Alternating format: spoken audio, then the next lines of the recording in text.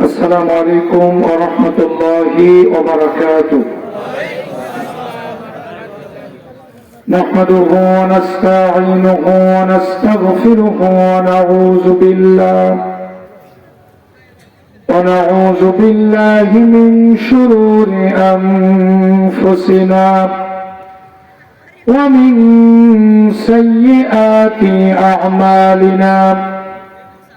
من يهد الله فلا مضل له ومن يضلل فلا هادي له. ونشهد أن لا